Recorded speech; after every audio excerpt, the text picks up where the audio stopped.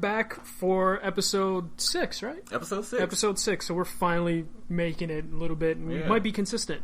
I'm your host, Michael Cwick, and joined, as always, I'm with... Chad. And we have 3 very different movies again this week. Again, they're all randomly chosen from Netflix. Thank you, all Flicks, for your randomizer.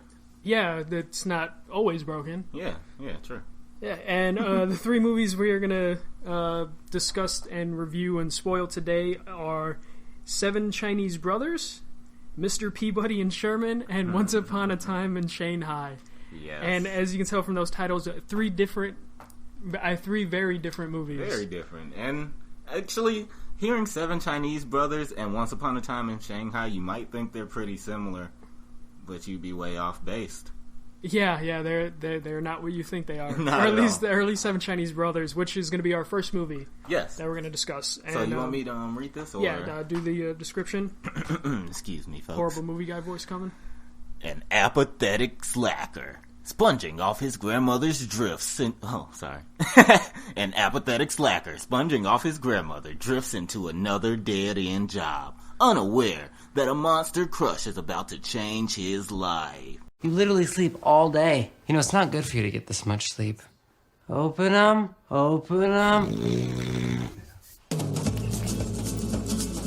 Larry, did you happen to notice that we had some video surveillance equipment installed? I don't know. You're fired. Why are you alone, for Christ's sake? God. Okay. Nice meeting you. Who's gonna dial 911 when you're gasping for air? I'm teaching the dog how to do it.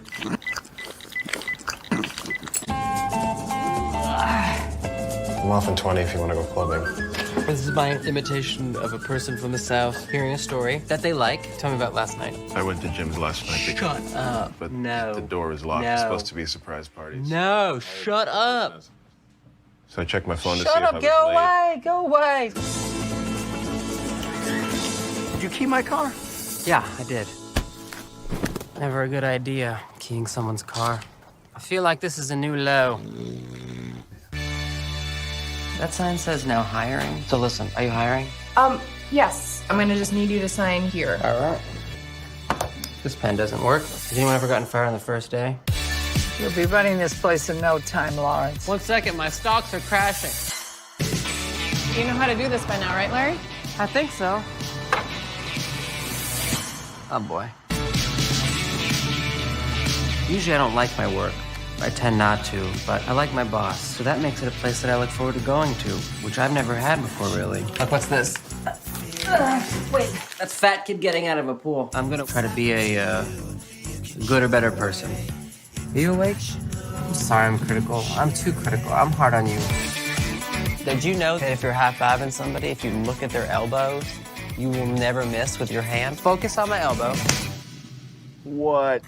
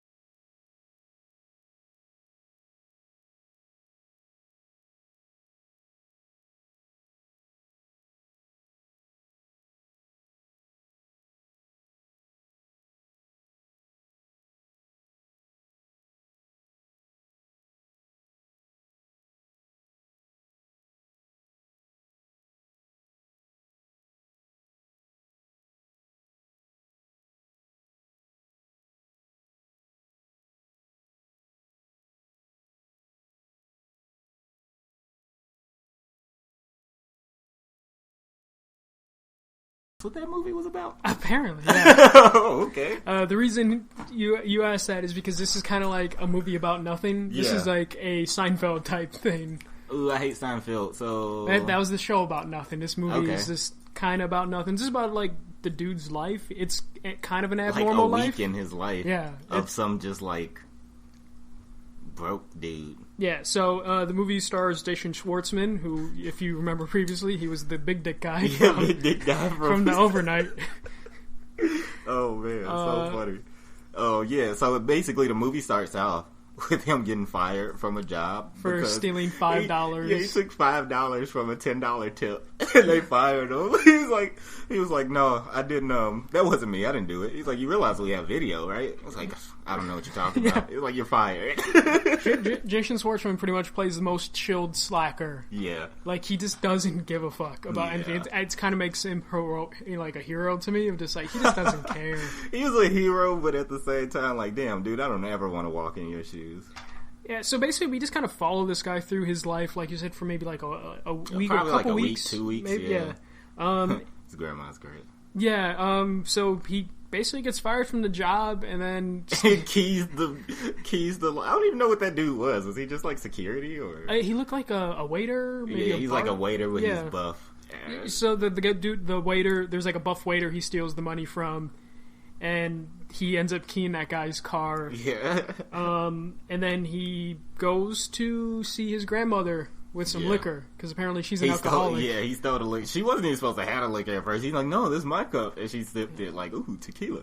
He was like, all right, let's go for a walk. Yeah. And then we see his friend who works at the nursing home. Yeah, this black dude slips him some pills. Yeah, I don't even know what pills they were. Oh no, he said it was for something with hearts or something. Yeah, people that have bad kidneys and a bad heart. Yeah.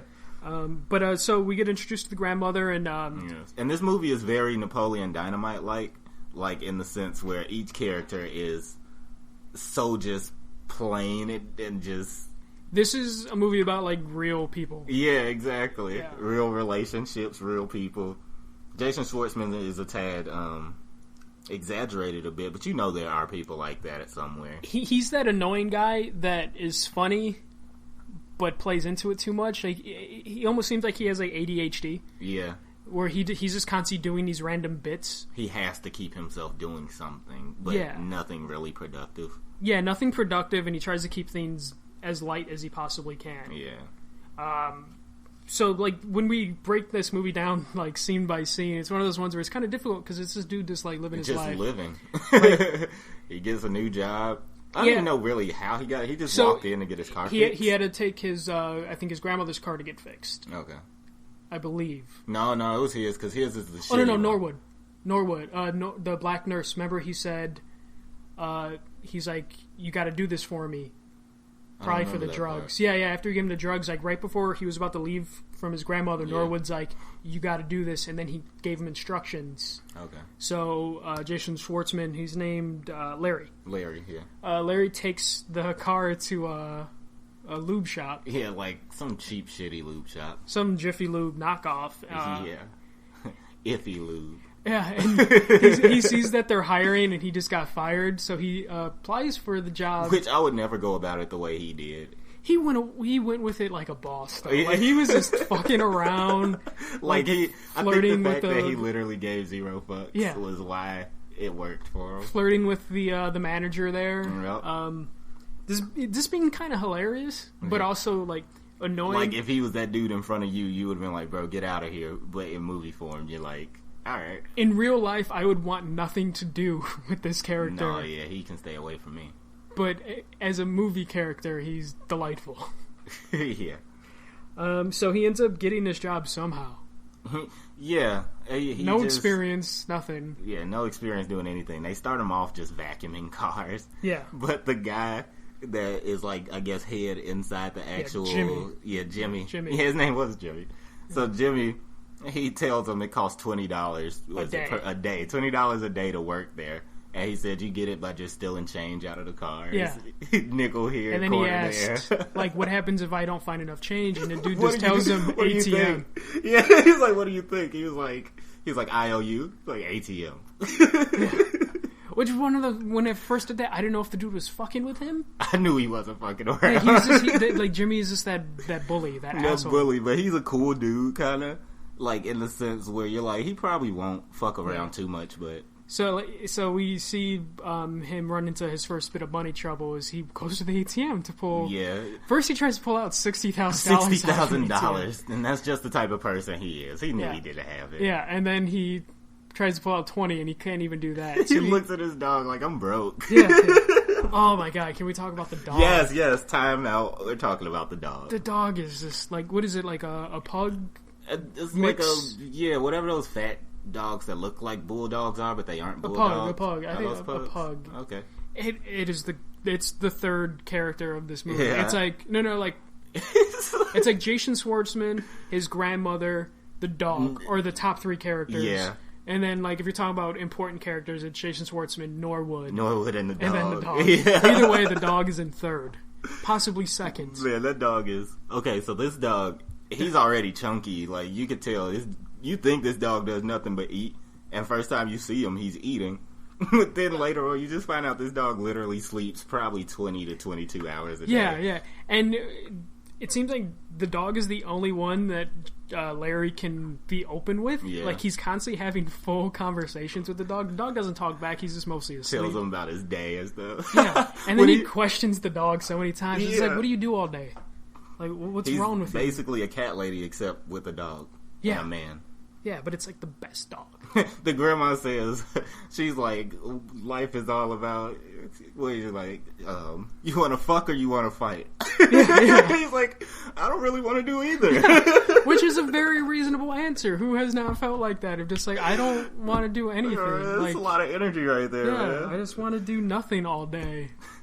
So funny. Time back in? Yeah, time back in.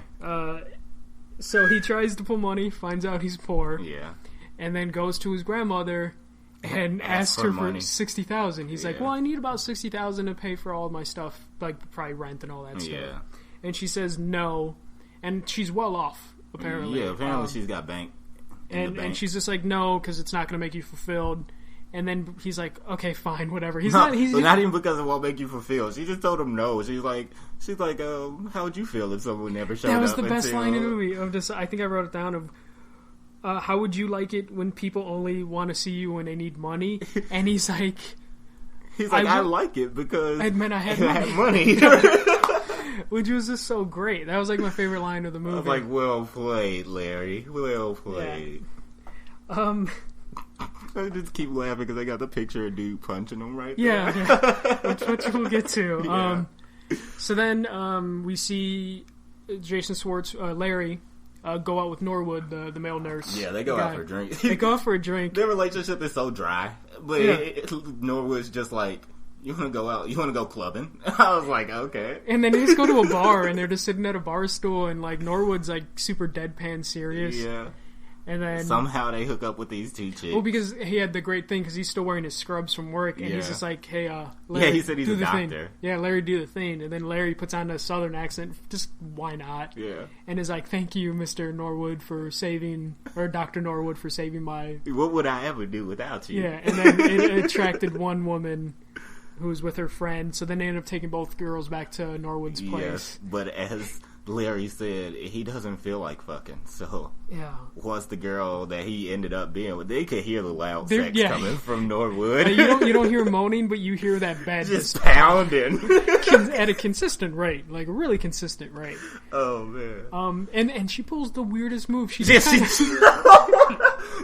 totally pulled the weirdest move. Like she just kind of like fell over like a tree. Took off her jacket, just slid it off real weird, like, and then just tipped over like one of those trust falls. Yeah. She trust falled. Larry immediately got up like, I'm gonna go, and just lands right on the couch. And she just laid there in the trust fall position, just like what? Kind of like half fetal position. Yeah. So funny. And then Norwood like just calls him the next day, and he's like, bro, you gotta lay down the hammer sometime. Yeah, and he's just like, no, you do this to me too much. I don't want to do it. I don't want to be the one that gets the rebound chick. Yeah. Or the recycled chick. Whatever you want to call her. The chick that didn't get chose. Yeah. So Larry is at the Jiffy Lube place, and he's actually fitting in, and he seems to be enjoying his work. He has a crush on the manager. Yeah. Big old crush. Which has made him like going to work, and he even says that multiple times. Like, I've never felt great about going to work. Which is dangerous. Yeah. You don't do that shit with work.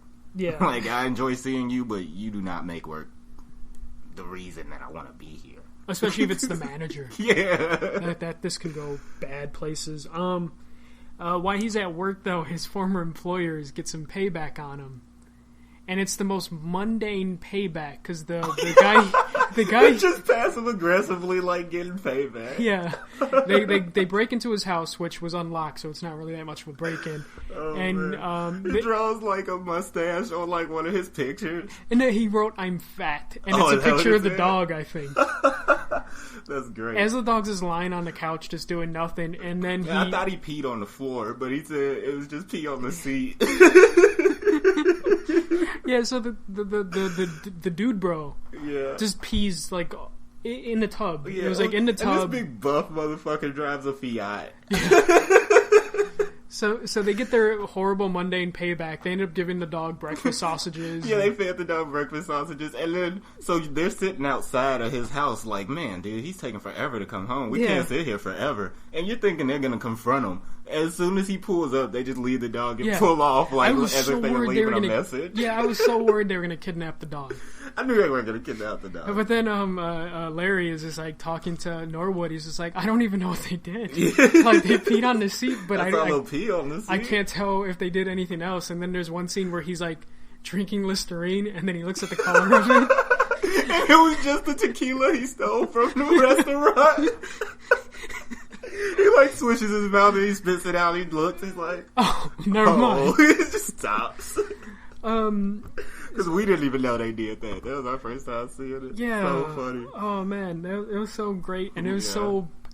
I don't want to say boring. Mundane's probably the best word. It's Napoleon Dynamite-esque. It's really dry, but not as funny. but not as outlandish as Napoleon Dynamite. Napoleon Dynamite is one of my top favorite movies. So yeah. So then Norwood visits them at work, and Norwood is a ladies' man. Yeah. And invites the manager that Larry has a crush on, to karaoke. Yeah. And Larry at karaoke kind of fucks it up, and Norwood, I was kind of pissed at him. Because it seemed like he was trying to set them up, but then he realized when he realized like, oh, Larry's too awkward to do this, and then Norwood just is like, all right, I'm gonna fuck her. Yeah, Norwood even moved away from her for a second and was sitting the opposite side of her. But Larry just doesn't want to fight for anything. Yeah, he doesn't want to fuck or fight. Yeah, and Norwood, which actually, now that I said that did both of those came up. Cool. Yeah. And Norwood fucks her. Yeah, he fucks her and builds a long-term relationship with her. Yeah, and he's very much like... you can't tell if Norwood even really cares. Yeah. Like, he later will say, like, no, I think it's special. Yeah, he'll keep dropping little lines, like, you know, I liked her, but I'm not going to tell you I liked her, even though you're telling me you know I like her. So Larry's pissed, he's depressed, and then we get news that his grandmother dies. He gets fired first. Gets fired from the job because... The owner of the restaurant he used to work at owns both... Yeah, that. Basically owns the mini mall, because I guess he got a job... Go far. Yeah, because you would see the Fiat drive by when he's at, like, the Jiffy Lube. Yeah. So he didn't even go far for his new job. So he basically gets fired from that. His grandmother dies. The girl he has a crush on... fired him and hooks up with the dude. Yeah, and then his grandmother... Or Norwood, sorry. Oh, here's one thing that's weird, is the fight. Between where the dude bro... and... the dude bro comes back and he's like, you keyed my car, which I thought was the original reason for the sabotage. It was, and that's why he even said it. He's like, you keyed my car, and he's like, you pissed on my toilet seat. Are we even? And he just shoves him into the ground like the lightest, most passive aggressive push. There's like one punch.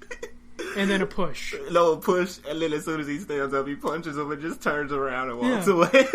And then, so we think, like, okay, I guess that's the end of that chapter? Yeah, because the next time you see them together, they're having a civil conversation. You can keep my car, bro. So then we find out the grandmother died, and then her will actually only leaves a small portion of money. Nope, no money. No money, just the car. And then all the rest of the money goes to Norwood.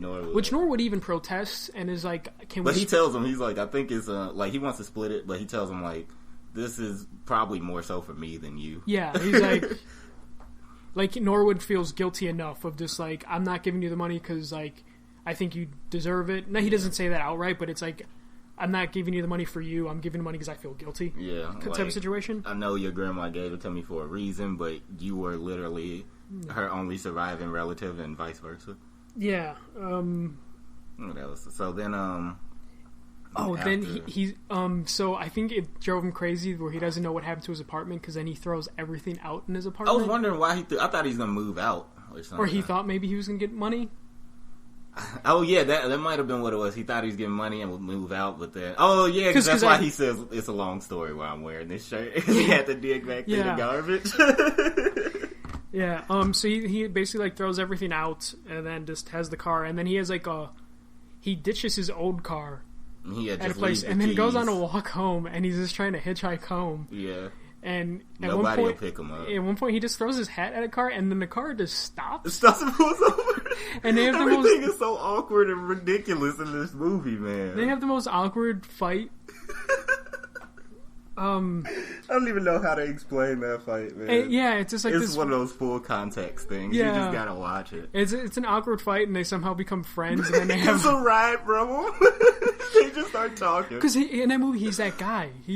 Larry is just that likable dude. Where it's like, why does Norwood really hang out with him? I'm just like, he's just kind of a chill dude you can just talk to and whatever. And then somehow he has his influence on other people.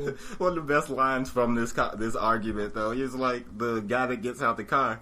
He was going back into the car, and then he comes out. He's like, "You know what? This was a night of celebration, and now I don't know what this is. You ruined a perfectly good night." and then he's just like, "Well, what were you celebrating?" And he's like, "I just graduated from veterinary school." And then Larry's about to walk away. He's like, "So you like animals?" And that's how they basically spark up conversation. But even then, they're still giving each other shit. Yeah. So Larry, the movie pretty much ends when Larry goes to the funeral. Yeah. And then Norwood brings the manager to the funeral, and she gets called into work. So all three of them. Yeah, because they have to give her a ride, and it turns out someone took money from the dude's ashtray. Yeah. And he's throwing a fit.